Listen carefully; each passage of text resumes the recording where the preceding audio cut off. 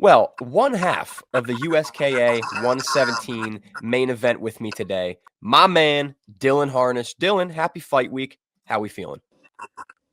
I'm good. I'm excited. Last time I had to take a fight on short notice. This time I get a full camp, so it's nice. Yeah, I mean, I imagine short notice camp not as beneficial to the performance as a long camp. So break that down to me. Mid-world MMA, how has camp been? Who you working with? Camp's been great. I've been kind of going all over. We have a lot of guys competing in jiu-jitsu now. So I've been traveling all over for kickboxing, down to Droogs, Black Sheep with Jeff, getting my sparring rounds in Thursday with our guys at the gym. So I've been staying busy. And we'll get more into, Droogs and camp in a little bit. But before I get into that, it's fight week. So I want to know, man, like for you, what is fight week like? Where's your energy? What's your mood like? I'm good. Kickboxing, I get to fight at 45, right? Like MMA, 35, cutting down. I'm not going to get wrestled on Saturday, so it's not really anything I have to worry about. I'm still water loading a little bit. I think I have like 4 pounds to cut, so it's no big deal. I'll be training until Wednesday, Thursday, cut it all Friday morning, and we're good to go. Yeah, I know just talking with Dan O'Neill from Droogs, kickboxing, the weight cuts are a little more friendly. So you do MMA. Like it just is that the truth? Kickboxing way better? Yeah, for sure. I don't have to worry about anything. Like even if he is bigger, I won a 150-pound title for USKA, and I showed up, ate breakfast, and drank an energy drink and weighed in that morning. So yeah, it's pretty easy. And talk to me about Midworld too. Like, what is your role there? Because from my understanding, you're more than just a student member. You actually do some training and coaching. Yeah, I was running kickboxing classes for this camp. Eric kind of took over. It's hard. Like Dan's having that issue with, you know what I mean, running your own camp, and I need the accountability that like Eric and Zach Vanderslice they give me, and they tell me what to do. Like people come in and be like, "What are we doing today?" Whatever they tell me. You know what I mean? I need to know what we're doing and have them set it up and tell me where to go. And I know Eric. I know a lot of you guys in Midworld. It's a fantastic gym. So just tell me about like some of the goals over there. I know you guys have a lot of young, hungry talent. So where do you see this thing going? I think it could go wherever everybody wants it to go. Like we have a bunch of people doing the finishers. The weekend after my fight, I think they could all win gold. Like it's more of an MMA gym, right? Like I just dabble into kickboxing just because I'm good at it and I like it, and the camp isn't as hard, right? So like they offer the fights and I take it. I wish they would stop offering them so I could finally get into MMA and make my pro debut there, but I'm not very good at saying no. And that is that still on the docket though? Pro MMA debut, hopefully this year or soon. Yeah, I've been talking to Art of War. It's looking like December. Obviously, I mean, I'm fighting here. I'm doing arena in October. So if I'm healthy and ready to go, December's the goal. I'm not looking to take anybody away from Jillian and Art of War. They're a great promotion, but obviously, Cage Fury, if you want to fight on there, just hit my line, brother. I'll fight wherever. They used to offer me fights on like 3 days notice all the time. That's why I never fought for them. Like I just fighting at 35 on 3 days notice. It's couldn't do it. We'll talk because I won't give you a 3 days notice match. But regardless, I'm curious too about training. You mentioned you're at Black Sheep training with Jeff Knapp a little bit. I know you've been at my gym, Droogs, training with Dan O'Neill. So you fought Dan O'Neill a few fights ago. You guys were main event at USKA. So how do you go from foe to friend? I know you and Dan mingle well. Like I know the both of you. Um, Fighting him, I kind of got to see he's funky. Like I don't even know that he knows what he's gonna do next, right? And like my opponent John, we fought twice, and his footwork's a little funky. His punches come from odd angles. So I thought it would just be a good look to get it in like a sparring session where just kind of make reads. Dan's punches come from weird angles. His kicks come from weird angles. It's just a different look that other than the 5 rounds that we fought, I got more of a view of and reading it and reading the funky angles and stuff like that. And you said you and John have actually fought twice before. Did I hear that right? Yeah, we fought in like 2019, and then we fought a couple years ago. I think it was his last amateur fight. And what's the record between you two? I just don't have that information in front of me. 1-1. He beat me when I was like 19, and then I won the last one. So we're settling the trilogy. I mean, yeah, that's the Trilogy. Settle the score there. So talk to me about the Trilogy. How are we feeling about this fight and John specifically? Good. I honestly didn't want to fight. Like I kept saying I was taking time off. I'm a new dad. Then they offered me that short notice fight in May, the month he was born, and they paid me a lot of money to go out to New York and take a fight on relatively less than a week's notice. So I ran that by the woman. She signed off on that, and then I'm like, all right, I'm done. I broke my nose. I was taking some time, and I seen that USKA was looking for a fight. It was like 140, 145 or something. So I messaged them and I was like, yo, who is it? Just, I figured it was Dan, right? Like looking to fight again. And that would be pointless to do again. We just fought. And then they said it was John. And I'm like, I guess that tickles my fancy. I'll get in the gym. And so I've been training since then. And you know what I mean? I have a good support system where sometimes the baby will come to the gym with me, and my coach Zach loves the baby. He'll just go there, feed him, change his diaper, hold him, play with him, so I could fully focus on training. And my mom will keep him sometimes when Nikki's off. She'll take him, and it's so I'm pretty blessed. We'll get to the sweet baby in a few minutes here, but I do want to know more about this fight first because I've seen you fight before. I know your style. I know what you bring. I've never seen John, and a lot of people watching this interview on Cageside Press won't have seen either of you fight yet. So, what can the fans expect in the main event at USKA 117? We both want to win, right? Like you don't want to. It's 1-1, right? He beat me a long time ago, like when I was a kid, and he was a grown man. I beat him pretty handedly the last time. He's at a new gym now. He was at Algio's, but I think he moved to Joe Stripling's gym in Delaware or whatever. So I'm sure he's gonna have some new tricks, right? I just think I'm faster. You know what I mean? I think that's gonna play a part. He's getting a little older. We'll see. I'm sure he has some new tricks that he'll try to use, and my goal is to stop him. Do you have an official prediction?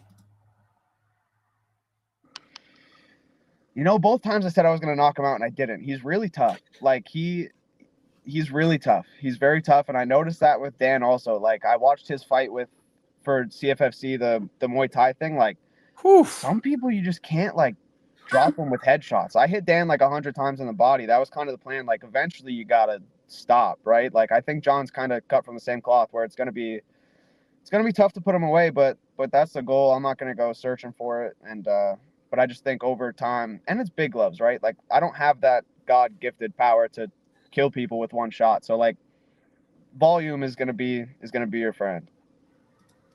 And I mean, something we both have in common.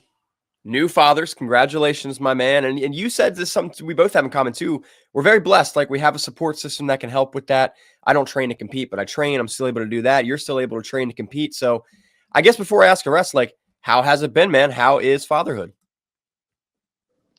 Good. We're hitting that 4 month sleep regression here in the last couple weeks. He rolled over now, and he woke up for an hour today at like 10 o'clock, just blowing bubbles. Sat in his bassinet for an hour, just blowing bubbles.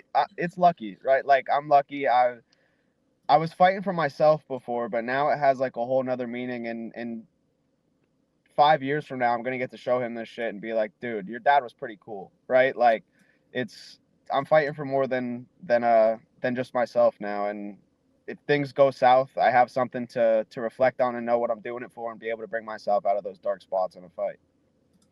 Isn't it crazy how, for me, it was instant almost, and everybody said it would be, but I was like, that's kind of cliche. But isn't it crazy how quickly everything changes perspective wise and motivation wise in your life?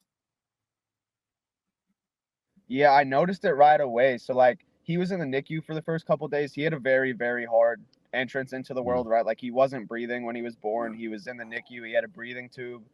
We had to do the emergency C-section. So like, and then he makes it out right, like healthy and happy. And now like last month he's smiling and laughing. Now he's giving you like real laughs, and it's just like I don't know. It's a crazy feel. Like I would do anything for him, and you see parents that wouldn't, and it really makes you question people. Like it's a crazy thing. I love that kid so much. So it's and he can't even like walk or talk, or he just sees my face in the morning and smiles, and I come home from the gym and he's smiling, and it's a great feeling, man.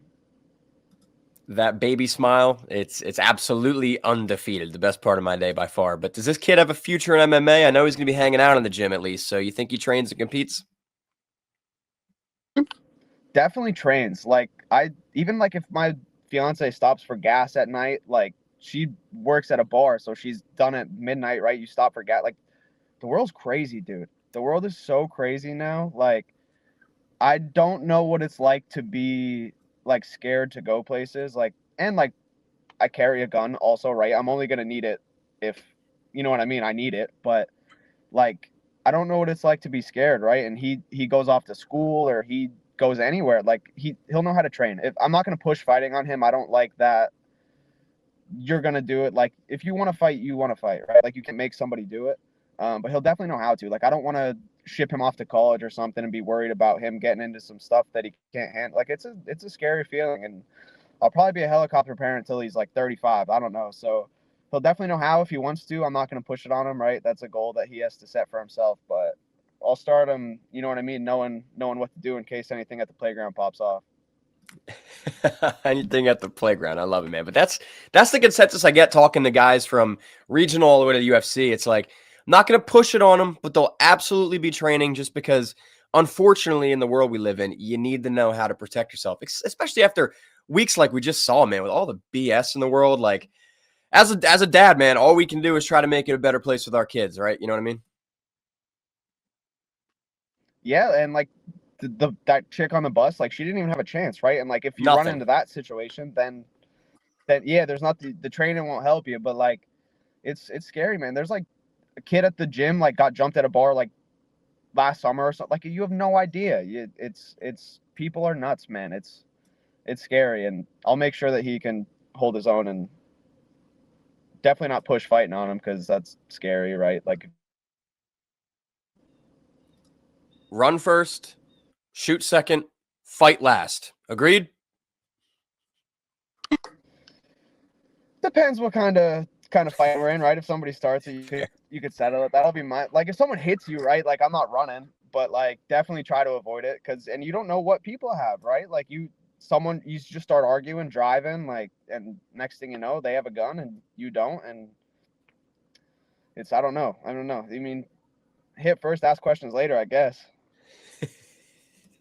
Just get home safely. That's all that freaking matters. And Dylan, one last bit of questions here before I get you out of here, because something else we both got in common is beautiful arena grappling. They got a Halloween show coming. I believe it's at Midworld even. You're on that card against TJ Salas last I looked. Is this still happening? Yeah, that's still happening. I haven't grappled in like 6 or 7 weeks, so I guess assuming I get out of this healthy, I kind of just get to jump right into jujitsu and I mean I don't lose grappling, right? Like a lot of my stuff's just kind of flowing with it and going with the flow. You know what I mean?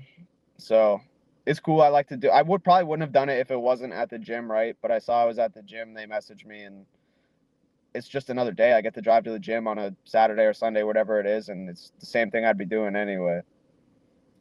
And TJ, I like TJ. I think TJ is a good guy, a good competitor. But something that happens with TJ for whatever reason is every arena match he's in, I feel like he has beef.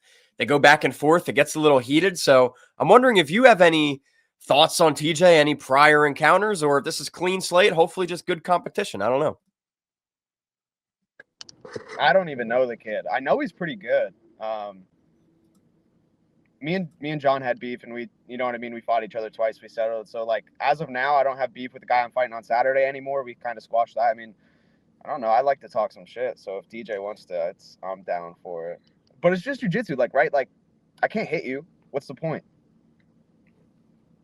Yeah, I mean, you could just break the legs. I guess that's good too, right? I don't know. Yeah, he's a leg locker. I'm gonna try to stay away from that. I don't. I'll play around a little bit, but if he like John, he was playing with my legs. Lopez, he grabbed my leg, and I'm like, oh boy, I can't. I'm getting out of this. I'm not even playing into that. So Well, hey man, I think between this USKA arena and everything else, we got a lot to look forward to in the career of Dylan Harnish. And Dylan, before I get you out of here, man, you got fans all over the place. A lot of people excited for this main event. So, anything you'd like to say to everybody? yeah, it's like 35 minutes from my house, right? So like I get to sleep in my own bed. It's see the baby in the morning, and luckily like my woman's gonna take him down to his nursery, right? Like he's not in his crib yet; he's still in the bassinet, but she's gonna take him down there for the night so I could sleep and get a good night's rest Friday and stuff like that. Everyone coming out, I appreciate it. All my sponsors, right? Like they'll all be on the shirts, on the shorts. I appreciate it. I'm from a small town where like 75% of the people are crackheads. So like when someone could kind of be great from a place like this, it's, you know what I mean? It's people like to see it. Well, hey, ladies and gentlemen, this Saturday, September 20th, Hamburg, Pennsylvania, USKA 117. Before I get out of here, got to shout out Dylan Rush. I just kind of noticed I'm wearing your attire. So shout out to the OG Cageside. But Dylan Harnish in the main event, USKA 117. Don't miss it. Dylan, thank you, brother. Kick some ass. I'll see you there. Thank you. Tell CFFC to hit me up too. Well, you hit me up. Let me know. I'll fight whatever, 135. Say less. I got you.